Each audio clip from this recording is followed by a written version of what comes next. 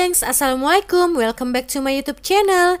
Di video kali ini saya akan membahas topik tentang kelistrikan, khususnya tentang hukum Coulomb. Nah, apa sih hukum Coulomb itu? Let's check this out.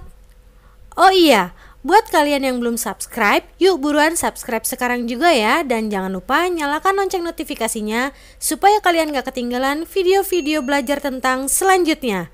Terima kasih. Sebelumnya, jangan lupa untuk mempelajari tentang vektor terlebih dahulu ya, karena dalam beberapa kasus hukum Coulomb hanya dapat diselesaikan dengan konsep vektor.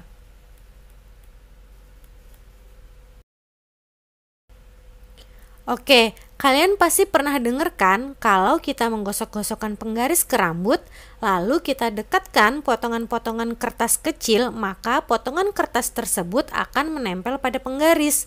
Nah, ternyata fenomena tersebut berkaitan dengan kelistrikan loh gengs, yaitu elektrostatis atau yang biasa kita sebut dengan listrik dinamis.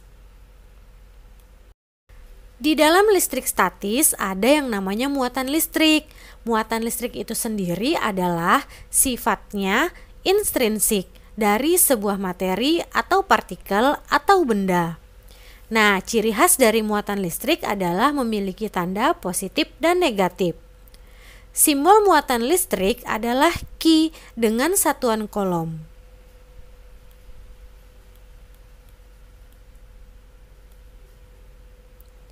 Nah, ada dua aturan penting yang harus diingat berkaitan dengan muatan listrik ini, gengs. Yang pertama, jika ada dua muatan listrik dengan jenis yang sama didekatkan, maka kedua muatan tersebut akan tolak-menolak. Yang kedua, jika ada dua muatan listrik yang berlainan jenis didekatkan, maka kedua muatan tersebut akan tarik-menarik. Sama kayak kamu dan doi kan, tarik-menarik. Oke, kita kembali lagi ke si muatan listrik. Kita perlu tahu bagaimana interaksi antar muatan-muatan. Nah, interaksi tersebut diatur dalam sebuah hukum yang disebut dengan hukum Coulomb. Coulomb ini nama orang ya, dia adalah penemu dari hukum Coulomb tersebut. Hukum Coulomb ini intinya mengatur gaya apa saja yang muncul ketika muatan-muatan listrik saling berinteraksi. Nah, gaya yang muncul akibat muatan-muatan saling berinteraksi itulah yang disebut dengan gaya Coulomb. Jadi ingat ya gengs, gaya Coulomb itu hanya muncul kalau ada dua muatan atau lebih. Kalau hanya ada satu muatan, maka gaya Coulomb nggak mungkin terjadi. Hukum Coulomb menyatakan bahwa besar gaya tarik-menarik atau tolak-menolak antara dua benda bermuatan listrik berbanding lurus dengan muatan masing-masing benda, dan berbanding terbalik dengan kuadrat jarak antara kedua benda tersebut.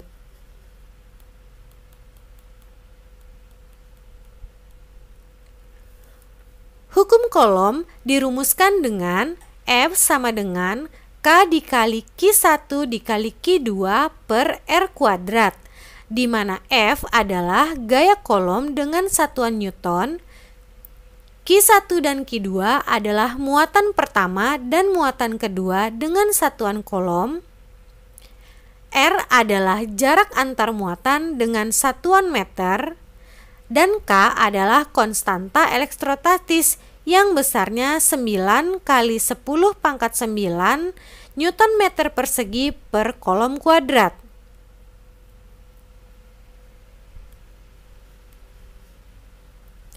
Yang perlu kalian ingat bahwa nilai K sama dengan 1/4 per pi epsilon 0, di mana epsilon 0 adalah konstanta permitivitas di ruang hampa yang besarnya adalah 8,85 kali 10 pangkat min 12 Coulomb kuadrat per Newton meter persegi.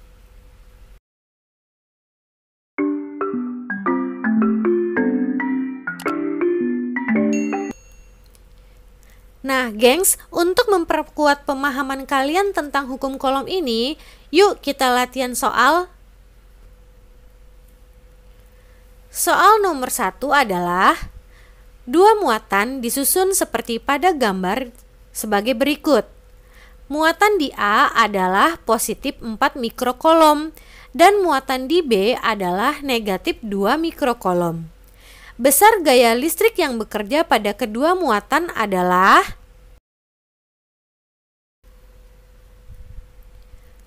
dari soal tersebut diketahui muatan di titik A sebesar positif 4 mikrokolom. Tanda positif itu adalah penanda bahwa partikel A bermuatan positif. Kita ubah muatan tersebut ke dalam kolom sehingga menjadi 4 dikali 10 pangkat min 6 kolom.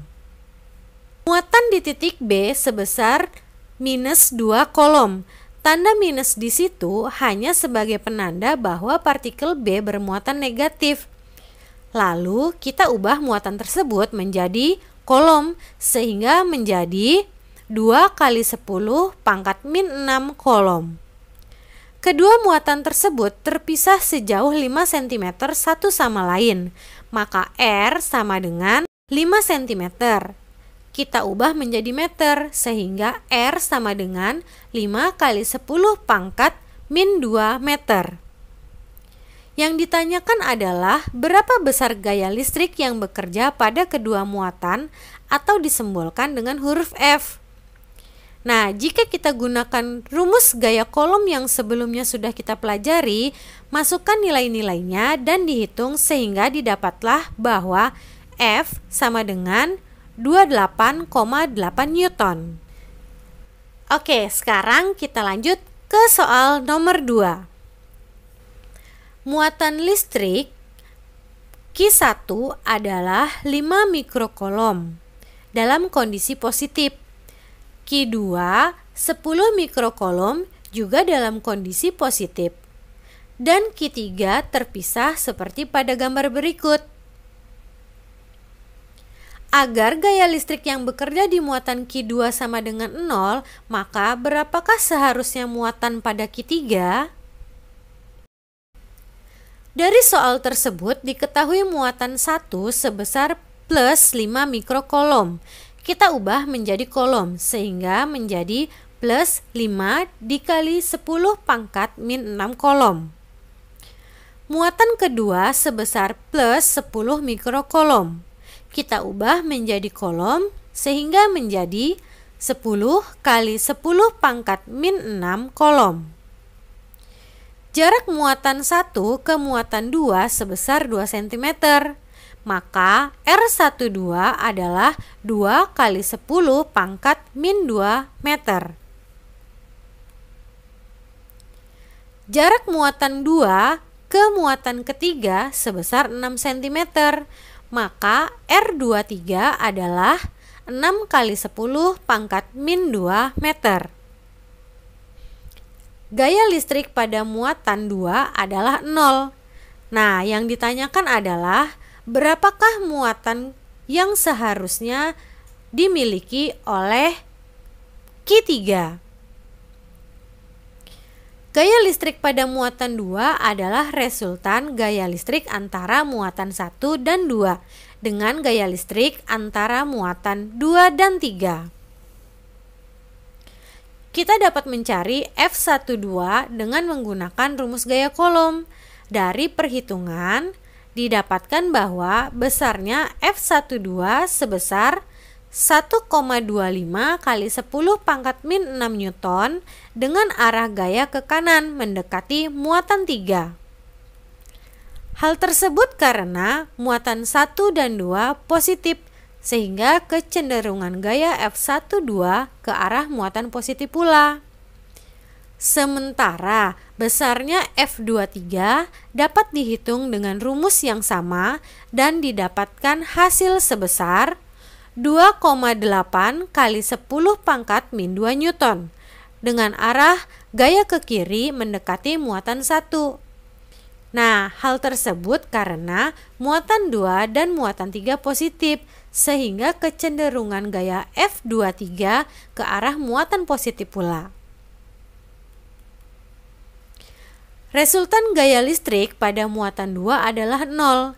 mengacu pada F12 ke arah kanan dan F23 ke arah kiri dan dilakukan perhitungan sehingga didapatkan bahwa besarnya muatan 3 adalah 4,5 kali 10 pangkat min 6 kolom. Nah, gimana teman-teman? Dari dua latihan soal yang udah kita bahas tadi. Semoga pemahaman kalian semakin bertambah ya. Oke, sekarang saya kasih lagi kalian satu latihan soal. Simak ya.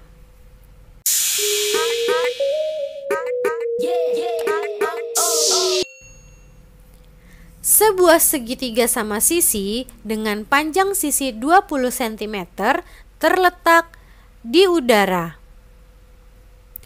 Pada titik-titik sudut A, B, dan C berturut-turut terdapat muatan listrik sebesar 3 kali 10 pangkat min 6 kolom, 3 kali 10 pangkat min 6 kolom, dan 3 kali 10 pangkat min 4 kolom. Maka besarnya gaya kolom di titik C adalah... Nah gengs, untuk soal nomor 3 ini kita menggunakan konsep vektor ya untuk menyelesaikan kasus gaya kolom. Pada soal tersebut ditanyakan berapa sih gaya kolom yang ada di titik C. Dari rumus gaya kolom yang telah kita pelajari sebelumnya, kita dapat menghitung gaya kolom total di titik C dengan rumus vektor, sehingga didapatkan besarnya FC adalah 350,74 Newton.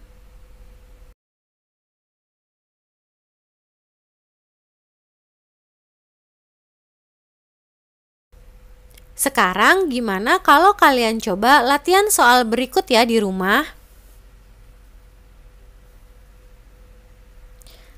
Soal ini gunanya adalah untuk mengetahui seberapa paham kalian mengenai materi yang sudah saya jelaskan di awal tadi. Soalnya adalah, diketahui bahwa besarnya gaya kolom pada muatan 1 sebesar F. Jika jarak antar muatan sejenis dijadikan setengah kali semula, maka besarnya gaya kolom sekarang adalah...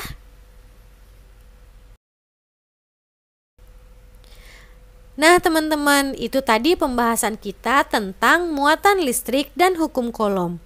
Perlu diingat ya bahwa pemahaman konsep jauh lebih penting dan lebih efektif dibandingkan menghafal rumus. Jadi kalian wajib pahami betul konsepnya ya gengs. Kalau sudah paham konsep, rumus pun akan mudah diingat.